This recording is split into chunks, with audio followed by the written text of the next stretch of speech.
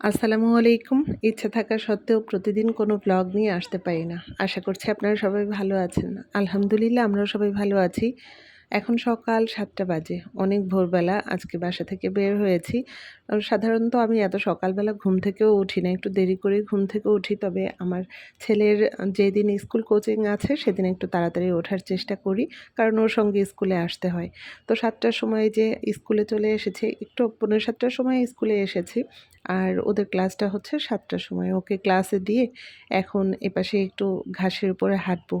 আর এই যে সামনের যে মাঠটা, এখানে ঘাসটা ততটা নেই। তবে মসজিদের ওই পাশে যে মাঠটা আছে, ওইখানে অনেক ঘাস। সেই ঘাসের উপর এখন শীতের দিনের মতো শিশির জমা হয়ে আছে। ভাবলাম একটু খালি পায়ে কিছু সময় হাঁটি। এত ভালো লাগছিল আমার, বিশ্বাস করেন। মনে হচ্ছিল যে আমার সারা শরীরটা যেন হালকা হয়ে গেছে। এত সকালবেলা ঘুম থেকে উঠলেও ভালো লাগে, আর এভাবে খালি পায়ে ঘাসের উপর হাঁটতেও খুব ভালো লাগে। অনেকক্ষণ আমি এই ঘাসের উপর হাঁটলাম। আমার দেখাদেখি আরেক ভাবিও এসেছিল আমার পাশে, অনেকক্ষণ হাঁটলো সেই ভাবি। আরও অনেকেই আছে শহীদ মিনারের পাশে বসে আছে। তো বাসা কাছাকাছি হওয়াতে একটা সুবিধা, ওকে স্কুলে দিয়ে আমি বাসায় চলে যাই। বাসায় গিয়ে এই সময়টা আমি নাস্তা রেডি করি, আবার ওর ছুটির আগে আমি চলে আসি, এসে ওকে নিয়ে যাই।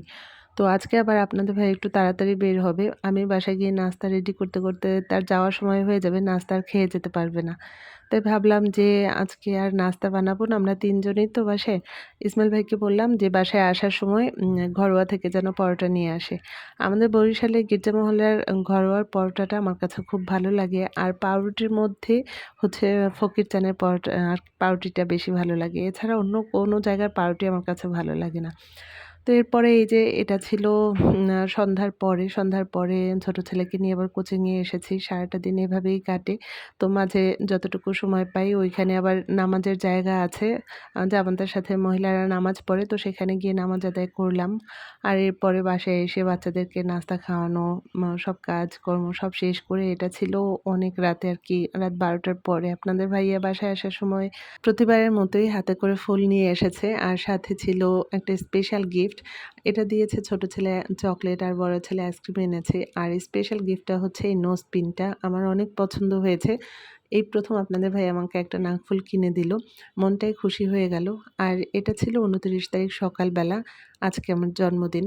সকাল থেকে আকাশের মনটা অনেক খারাপ। অনেক জোরে বৃষ্টি হচ্ছে। আর বাবা-মার কথাও সকাল থেকে মনে পড়ছে। আপনাদের ভাইয়াকে বললাম যে, বৃষ্টি কমলে আব্বুর সাথে একটু দেখা করতে যেতে চাই। আবহাওয়া যা খারাপ, জানি না বাসা থেকে বের হতে পারবো কিনা। আর এই আবহাওয়ার মধ্যে আজকে ওদেরকে কোচিংয়েও পাঠাবো না কোথাও। আর এরপরে সকাল, সকাল তাড়াতাড়ি সব কাজ শেষ করে অপেক্ষায় ছিলাম কখন বৃষ্টিটা একটু কমবে। এখন বৃষ্টিটা একটু কমেছে। বাসা থেকে বের হওয়ার সময় বাবার সাথে দেখা হলো। তো বাবা বলল যে, গাড়ি নিয়ে যাও।